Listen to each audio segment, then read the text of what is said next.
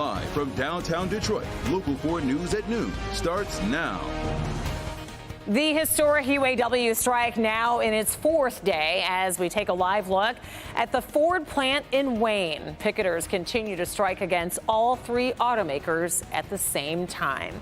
Thanks for joining us this noon. I'm Rhonda Walker. And I'm Jason Colthorpe. Negotiations between the union and GM resumed over the weekend.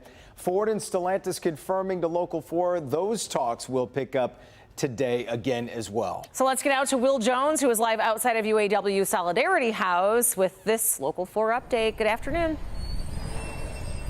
Wanda and Jason, about 13,000 UAW members are on strike right now, but that number could expand depending on how negotiations continue to go. As you mentioned, this is day 4 of the UAW strike against Detroit's big three automakers. This is the first time in history that this has happened, that the union is striking all of them at the same time.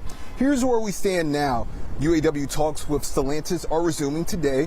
Ford and GM also saying negotiations are continuing. The strike has halted production at 3 plants, one here in Metro Detroit and Wayne, the others in Toledo, Ohio, and Kansas City, Missouri.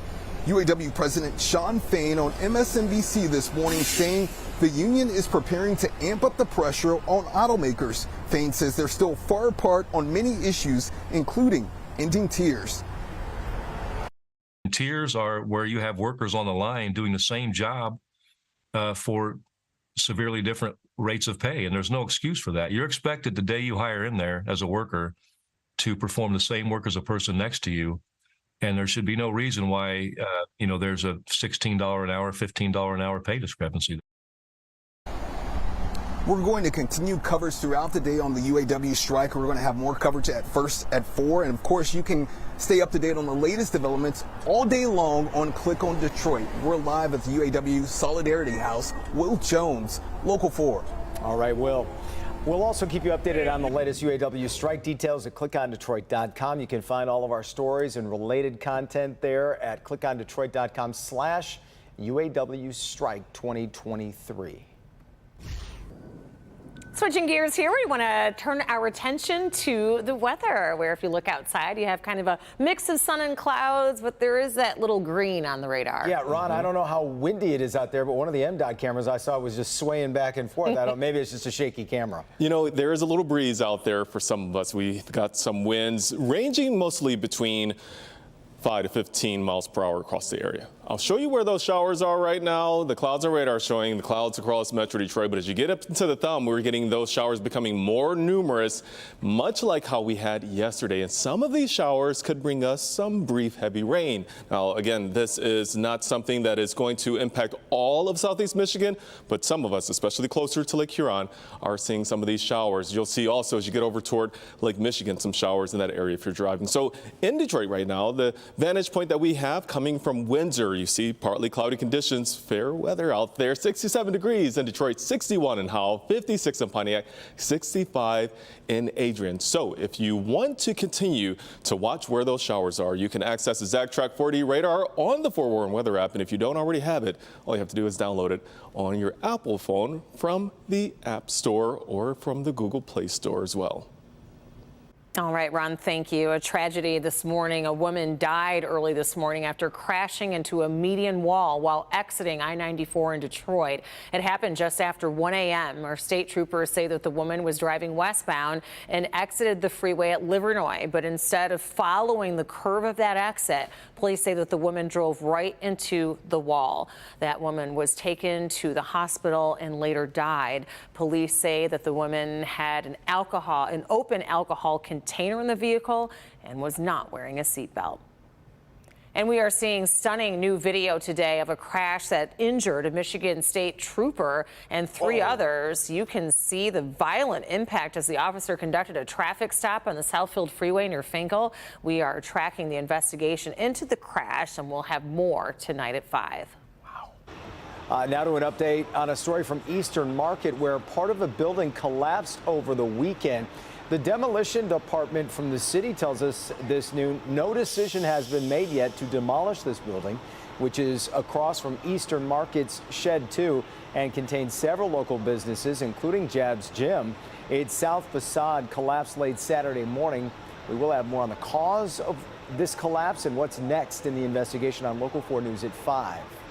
You may have problems finding some Clorox products in your local store. It's not due to a rise in COVID cases, but rather from a cyber attack. The company says it detected unauthorized activity in some of its IT systems last month. Clorox says it immediately took action to stop the hackers, including reducing its operations. The company believes it has contained the cyber attack, but it still has not been able to get its manufacturing operations back up to speed. So as a result, Clorox says that some of its products are in short supply.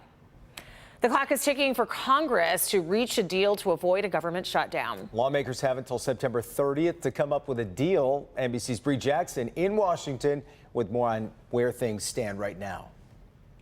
House Republicans reached a tentative agreement amongst themselves that would keep the government funded through October 31st. It includes spending cuts and conservative border security measures.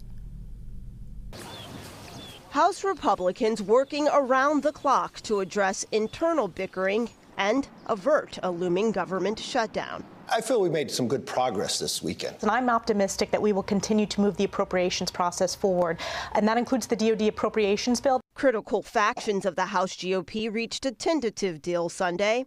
It paves the way to pass a defense spending bill, which Republicans held up last week, and provides a short-term solution for government funding, keeping military and VA funding at current levels while cutting other domestic spending by 8%.